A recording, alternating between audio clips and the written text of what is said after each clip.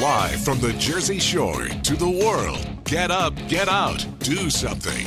Wake up with Jeremy Grunin. Take the show wherever you go. Download the free Radio Pup app for your smartphone or tablet. Join the conversation. 732-505-1160. News Talk Radio WOBM AM 1160 and 1310. Listen online at WOBMAM.com.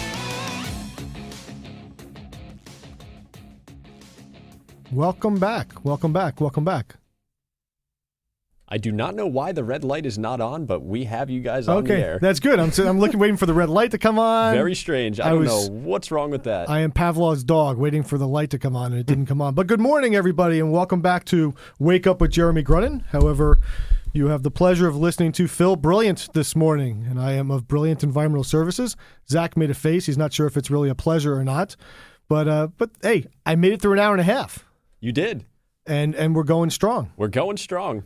And again, as I said, this is easy for me because I wake up 5:15 every day anyway. So it was just about an hour earlier, and I'm feeling good. And I have my next guest in here. I had to say to him, I said, don't say anything until I tell you to say something.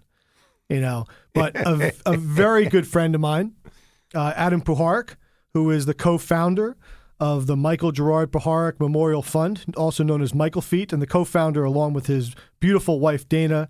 And we're good enough friends I can say beautiful wife and not get in trouble. Absolutely, Phil. I hope. But he is also the former Monmouth County Republican chairperson.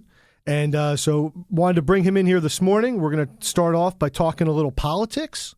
And I want to find out, Adam always intrigues me because I look at him and he still looks like he's a teenager. And when I say former Monmouth County Republican chairperson, I figured it had to be another lifetime ago. So, well, Phil, first and foremost, thank you for having me on the air. I can't tell you what an incredible honor it is. Anyone who knows Phil Brilliant knows that he is a genius environmental scientist, a brilliant business person. But then to hear him while I'm in the lavish green room, waiting room, prepared to go on, munching on some beautiful treats and breakfast snacks, which really helped get the blood sugar level up. But to hear him talk about politics in an intelligent fashion really makes me know that this is a rock on tour. This is a man of total capabilities, and I'm just impressed by you, Phil. So I can't wait to begin. I appreciate the morning BS, and it's really awesome. And hopefully Jeremy is listening as Adam really beats us up here. He was looking for the green room. He got a hallway. There were no snacks. I traveled from the bagels. beautiful bubble of Wall Township, New Jersey, and very few of us residents ever willingly leave the Route 35 or Route 71 corridor. So to travel down here to Toms River, to take the 27-minute commute, I was expecting, at least a muffin, maybe a muffin, a blueberry muffin, some corn. So, Zach, thank you for the great treatment. Oh, no problem. Yeah, I That's really what do. I'm here for. I mean, I'm sharing a bottle of water with you, Phil, but that's okay. I think it's wonderful. Yeah, and by the way, he is literally sharing a bottle of water with me. And next time I host, and next Friday, I will bring cups. But Adam, tell us a little about yourself, about how you got into Monmouth County politics. Yeah, thank you, Phil. So in 2006, I will take your listeners back to a time in Monmouth County where there was a law enforcement sting known as Operation Bidrig, which ensnared a number of high-level Monmouth County Republican and some Monmouth County Democratic politicians getting arrests. There were wiretaps, and there was a general feeling amongst the population in Monmouth County that their county government was not right. And local mayors were pulled into this as well. And Monmouth County had a long history, probably a good 100-year history in modern politics, that said that it was a Republican county. It had an all-Republican freeholder board, and the growth of Monmouth County was driven by Republican decision makers. So in 2006, we come to a period of time where you would say that there was a betrayal of trust amongst the elected class there in Monmouth County. So here comes a simple country boy from Aberdeen Township at the time, Adam Puharic, and the current chairman, Fred Neiman, a very wonderful, smart man, an attorney, had decided that he would not run for a second term. So the county, which is once a pillar of stability within the Republican caucus in New Jersey was all of a sudden thrown into disarray. And there were fringe candidates that entered the race for chairman. Now, I had, up until that point, been a municipal chairman. I had run for town council, and I'd helped organize local elections and even been the sergeant-at-arms of the Monmouth County Young Republicans. Your reference to me looking ruddy, young, and in shape. You always look like you just rolled out of high school. Yeah, well, I try to keep that fresh, boyish charm going. It's one of my most endearing qualities. But so here we are, 2006. And I see the party that I love thrown into disarray. And I also see an overly aggressive Asbury Park press who at the time decided that it would wade deep beyond its traditional constraint as a media resource to report the news. It would create news. And it would decide that it wanted to overthrow, it being the Asbury Park press, wanted to overthrow the county government. And it was time for a change. Well, I personally felt, Phil, that it's the people's decision of what their government should be made of party-wise. And it's not the Asbury Park Press's decision. So at that time, I left the calm, soothing bonds of anonymity behind and decided to enter into the election for chairman and built a broad coalition of elected officials. And for those listeners at home that might not be familiar, a county chairman is elected by this group called the county committee.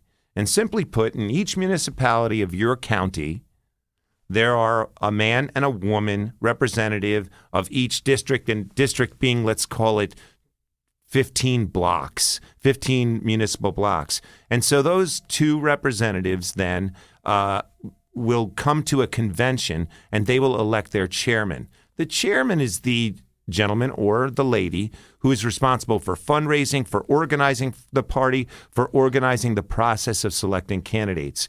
The derogatory term that many people would think about is the party boss.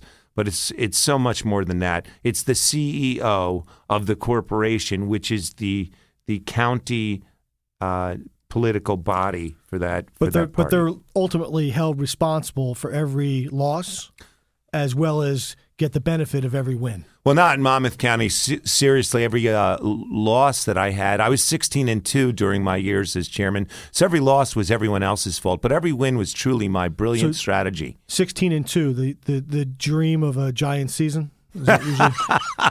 I think your Steelers would have been happy with 16-2. I would have been happy just winning one more game. And then. But in 2006, what was most important to me was if it was the Republican Party's time to not be in control in Monmouth County, it was not going to be up to the Asbury Park Press to determine that. If the voters chose to go in a different direction, it'd be the voters who decided. And one thing that I can say that is an achievement and a source of great pride was that the county that I left, when I came there in 2006, the party was in the middle of a civil war. There was turf battles between different various factions of the Republican Party. When I left in 2008, there was a definite sense that the war between Republicans was not good for the party, and the factions were beaten to a bloody pulp, and the county remained Republican. So when the next chairman took over, there was no need for the internecine, the turf wars that happen that destroy elections. I want to remind everybody, please remember, if you'd like to join this conversation and speak to Adam or myself directly as we continue our discussion of politics and get a little bit into the national political scene also, please call us at 732-505-1160. And so, Adam, I believe we're still going good here. Okay. So, let's talk a little about, so you do your 2-year stint. I heard you say you ran for election once. I didn't hear you say you won election, so I don't think that's in the 16-2. But so, wins are good. Okay. You're keeping people in office. You're putting new people in office. When you have those downsides, okay, how are you getting those people to remain engaged in the process when they're looking at the fact that they lost? Mm-hmm.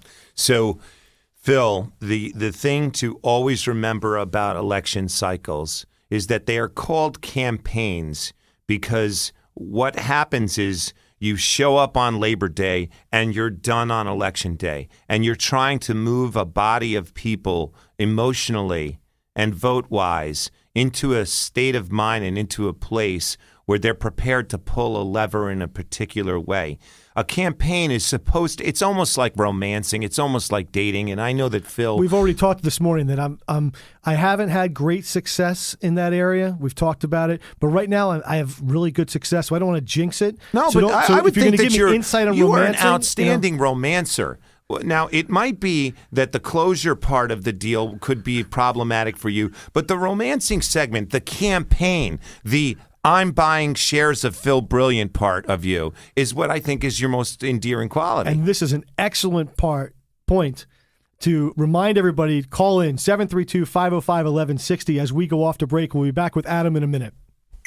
Get more Wake Up with Jeremy Grunin at our website, WOBMAM.com.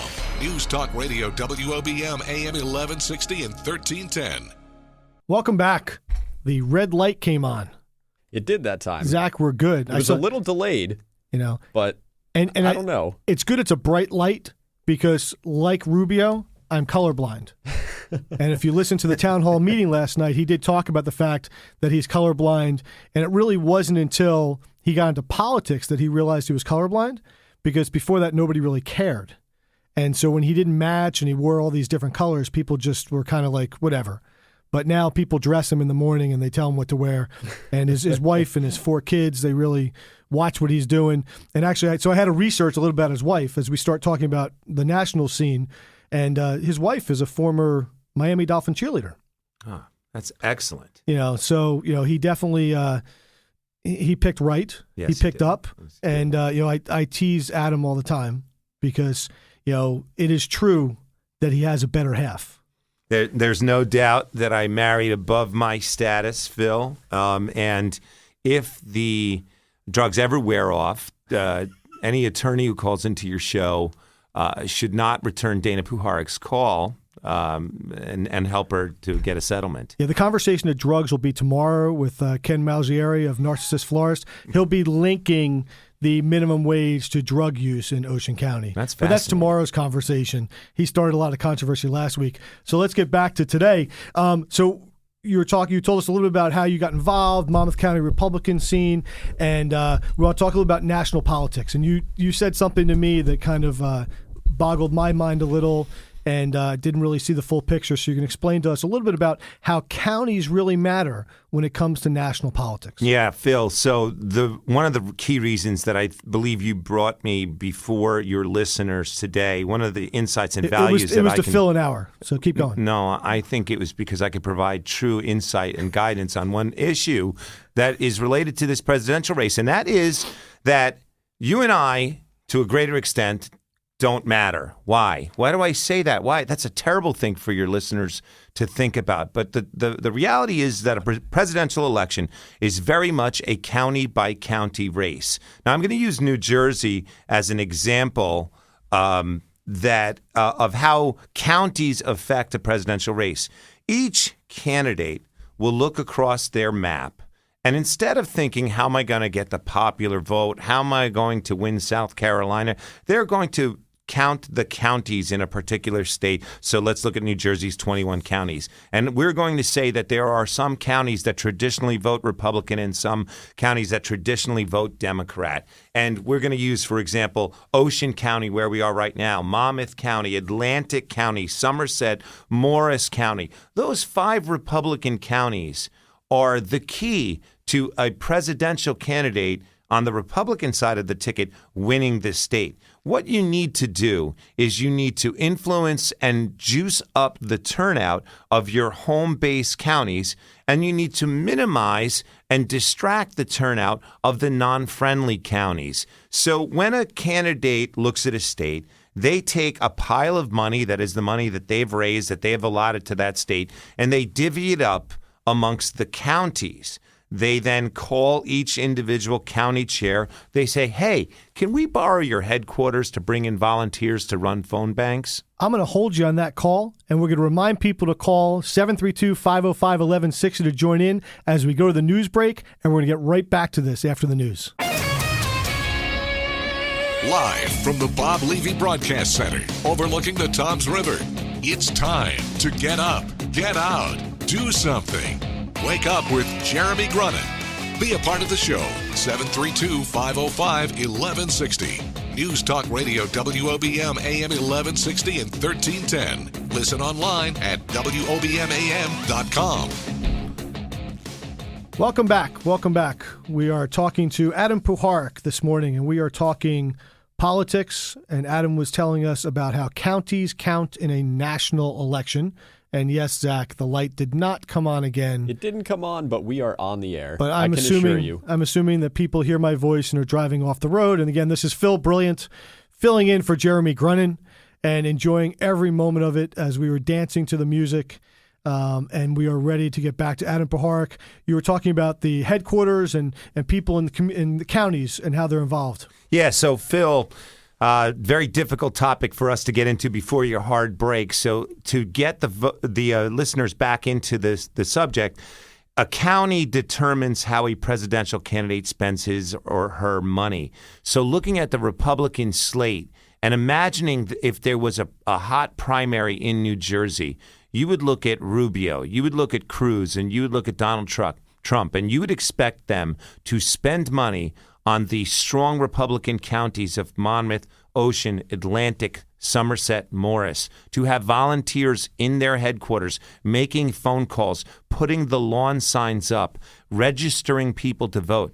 Conversely, you would expect those Republican candidates to ignore some of the urban counties, some of the largely Democratic voting counties, and those residents would almost not even know, unless they turned on the TV, that there was a presidential election going on. They'd receive very little mail. They would not see any Trump, Rubio, Cruz lawn signs. They would, other than watching TV, they would not know that it's hitting them locally. Now, I am going to tell you something and your listeners something that is shocking.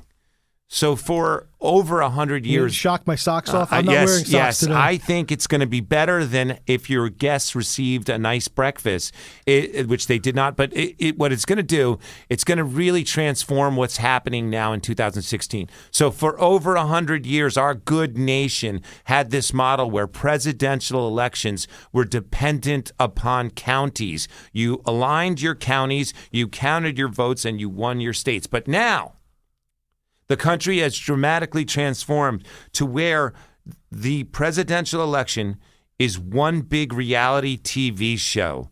And really, the only goal of any of these candidates is to win the internet for that hour. So the presidential election is similar to my life. Absolutely. It's just reality TV playing out across this country. It's reality TV, and as you can imagine, I'm a former county chairman, so I'm an establishment type Republican, and it would be no surprise to you that I'm a backer of Rubio. Are you a rhino though? A rhino? No. Not a rhino? No, I because consider myself. Jeremy was accused of being a rhino, Republican in name only, and I've agreed this morning that I am a rhino also because of some of my views. So that's troubling to me, Phil. Sorry I put you on the spot. I really thought I was in friendly turf here, but I will forgive you for your lapses in ethical judgment and political decision making. And instead, what I'll do is I'll say here today on your show, I am prepared as an establishment Republican to tell you that Donald Trump will win the Republican nomination. Now, popular people will say, thank you for coming in today. Have a nice day. Now, here's why, though, Phil. Here's why, and I want you to understand something. So even though Cruz has overtaken him in the national spotlight now, and the polls have shown that Cruz has moved ahead of him, and everybody in South Carolina is getting behind Rubio, you're saying Trump is the guy in November? Trump has the ability to win the moment. And as I said in my earlier segment, and I know that your listeners have listened to the entire hour and have not turned the dial because of the fascinating insight that we're able to provide to them, what he needs to do is just win the day. Just win the soundbite, win the internet for one moment. And he has the unique ability to do that because one thing he has done, which is different from any other candidate on either side of the political aisle, is he has decided that by offending everyone I offend no one. And it resonated with me because one thing about this younger generation, you were talking about your daughters earlier. They believe by posting all of their pictures on Facebook, by posting every personal story on Facebook, by posting every single thing that happens to them, that they gain a sort of anonymity because everyone's doing it. So it doesn't matter if I have foibles or social problems or issues because everyone's there. So if we all do it, then nobody really sees anything. Our generation is very different. We believe that you swept things under the carpet and you didn't talk about... For the record, everybody says I post too much stuff on Facebook. I wasn't trying to hurt your feelings. So I guess I'm a teenager at heart, which I'm happy Next with. time, would you just ask my permission before you post pictures of my children? I just wanted, to make that clear that I want to remain your friend. When they jump in the ocean for good causes, I have to. No, and that it is important. We will get to that later. And you look great in a Speedo doing the polar plunge. Please save those pictures. But here's what's going to happen. Trump is sort of fading right now, but he insults every group, every women, ethnic groups, conservatives, people for the Iraq War, people for George W. Bush. So by doing that, there's no headline anymore if he comes out with an outrageous statement. He has leveled the playing field because Democrats, conversely, use a very effective strategy called isolate, alienate, and destroy. And what it means is you look at your opponent, you find one quality that is unique about them. Like, let's say, for example, did you know that Phil Brilliant has a sock collection? So what you do is you say Phil Brilliant has a sock collection, and then the next thing, that's the isolate point, and then you say alienate. People with sock collections are more likely to commit crimes. That's the alienate. And then you say, don't be like Phil Brilliant. That's the destroy factor. It's been an effective Democratic strategy for winning elections for about 20 years. Donald Trump, you can't do that to. You can't isolate anything about him. You can't alienate him. So really, I mean, are you saying, and I've been talking about this a lot, Donald Trump can't shock anybody anymore. Correct. Donald Trump is Archie Bunker of 2016. He's going to insult everybody. He's going to get on the front page of every paper for anybody who still reads papers. He's going to be on the front page of every internet site every day, even though, it was interesting. So this past weekend, Justice Scalia passed away. Yes. And I know how to pronounce Scalia. That's a shout out to Jeremy. He had a little difficulty yesterday. But so he passed away this weekend, and I still went to the front pages of news sources, and it was about what Trump said. And Scalia was the second line. And so, I think what you're saying is that because he is in everybody's face, that's going to be the person that people think about when they walk into that booth. Yes, and that's it's about winning the minute. It's about winning the moment. Again, a campaign is about getting a collective body of human beings to believe something for just a little bit of time. It's romancing them. It's wine and chocolate and Italian food and nice music. It doesn't have to last past that November date on Tuesday. So is our election this year similar? And now I'm going to get probably beat up. How I'll generalize it. How people pick their favorite football teams on Sunday by the helmet. Yeah, I would say that the internet has resulted in a dumbing down of how we choose our leaders to the point that qualifications no longer matter. If you actually look at the two parties nationally, the leaders have accomplished nothing. We have a former Secretary of State who made the country less safe. We have a billionaire who is famous for bankruptcies and buyout deals. And firing people. And so before I get fired, this is a great opportunity to say, please join the conversation at 732-505-1160. And after the break, we'll talk a little bit more about the national politics, hit a little bit about who might be running for governor in New Jersey next year, and talk about a charity near and dear to Adam's heart. Stay tuned for Preferred Company with Joel Markell and Marianne Levy at 8. Wake Up with Jeremy Grunin continues next. News Talk Radio WOBM AM 1160 and 1310. Welcome back. And no red light again. We're doing good, Zach. Yeah, I think red light. Maybe Jeremy took the bulb with him. He might be messing with us. Yeah, he might be. He's in here somewhere. So we're going to get right back to Adam Puharic because we don't have a lot of time left. This is a good time to remind you, if you want to call in, 732-505-1160 and join the conversation this morning. We're talking national politics. We're going to switch a little bit over to the governor's election. We have a year away until we start getting those flyers and all those calls and campaign. So give us a little insight of what you think is going to happen here in New Jersey over the next 18 months. Well, thank you, Phil. Brilliant. This is something that's very exciting for me, and something that I'm very interested in is how this race for governor will develop after 8 years of Christopher Christie. Let's assume for a quick second for your listeners that in the Republican side of the ticket for governor, it will come down to two candidates, John Bramnick and Kim Guadagno, the lieutenant governor. I had the esteemed pleasure of knowing Kim Guadagno, of helping her prepare for her first county race for Monmouth County Sheriff, of seeing her rise to the level of lieutenant governor. I also happen to be very good friends with John Bramnick. I think he's a leader of exceptional stability, and he has that unique way of building coalitions in a state like New Jersey that lead to greater success. So this is fascinating to me. And personally, I know you know that I'm a huge Kim fan. Yes, you are. I love our lieutenant governor. I love, being a small business owner at the Jersey Shore, going to meetings about commerce. She's also the Secretary of State of New Jersey, and somebody who stands up there and gives out her cell phone number to everybody in the audience. And guess what? When you call, she answers. Bottom line, Phil, brilliant, is that Kim Guadagno gets it. She gets what it means to be a leader in a state like New Jersey, one of the most heavily populous states in the nation.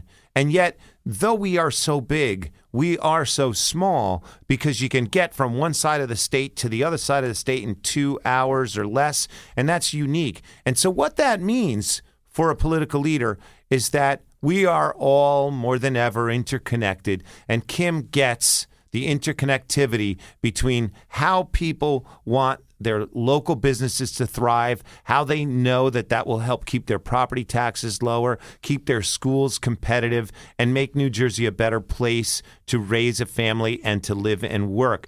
Now, let's align the chessboard. On the one side, Kim. On the other side, John Bramnick.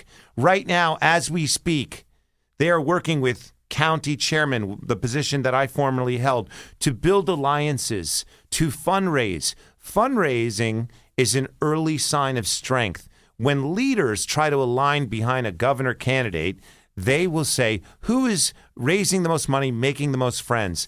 I think that's the race to watch right now over this next year. Who aligns political leaders? Who raises the most funds? And I think Kim Guadagno is going to win that challenge. That's great. And on that note, we have a caller. We do. We have Jim in Wall. Jim in Wall, welcome. Well, this is a great show. It's wonderful listening to Adam on the radio. He's doing a fantastic Jim. job. Yeah. Well, am I doing okay also? Oh, you're okay, but I don't know. Adam's kind of shining today. Oh, yeah, this guy's good. But the thing with Adam, though, is it doesn't matter what time of day it is, day or night, weekends. He is always on. Well, we got to tell you, he's a volunteer coach in Wall, and he also runs one of the greatest charities I've ever been a part of. And I just wanted to give him a compliment because he really does a great job with the children. And there's nothing like having Adam Puharic as a part of Wall Youth Football. Thank you, Jim. I can almost tell by the voice. I believe Jim is a talented doctor, a great human being, a good friend. And for 20 years, he has worked with the youth in Wall Township in the youth football program to make them better young men. And he's a testament to the best of all of us. Well, I just wanted to take the time out. This show was wonderful listening to what you guys have to say. And I tell you, Adam, you're shining today. Thank you, Jim. Yeah. Well, Jim, make sure you listen every morning to 1160 WOBM AM 1310 or on your Radio Pup app. We're going to be back after this break. Wake up with Jeremy Grunin wherever you go. Download the Radio Pup app for your smartphone or tablet. News Talk Radio WOBM AM 1160 and 1310. We are back with Adam Puharic. We've been talking about politics on the national and the governor's scene, and we want to talk a little bit about something, again, near and dear to Adam's heart, is Michael's feet.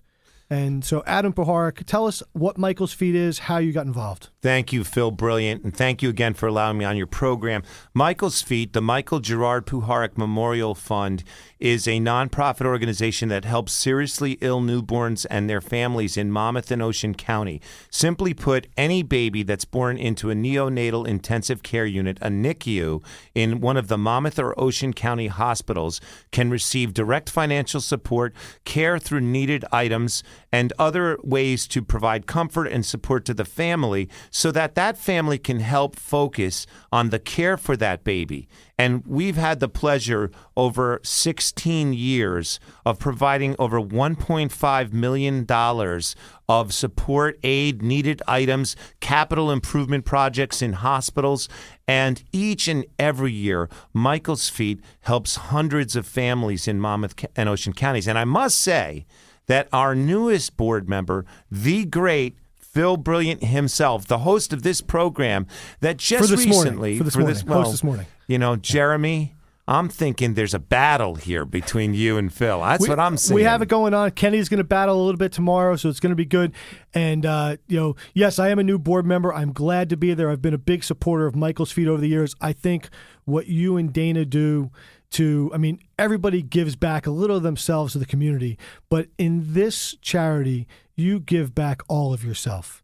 And it is amazing what you do. I get people who reach out to me who, unfortunately, their children are in NIC ward units and they need assistance, and they reach out to me. I reach out to you or Dana, and within hours they have the help that they need.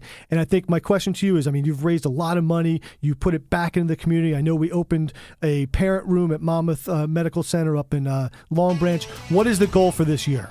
This year, we will open a second parent room at Jersey Shore University Medical Center. And by the end of 2016, we hope to be on our second $1 million. And with the help of volunteers like Phil Brilliant, I really think that we can make this happen, and we can make NICU babies have a better outcome in their life. A great way to end our morning. Thank you for joining me this morning, Phil Brilliant. Tomorrow, you'll have Ken Malzieri of Narcissus Florist. Have a great day.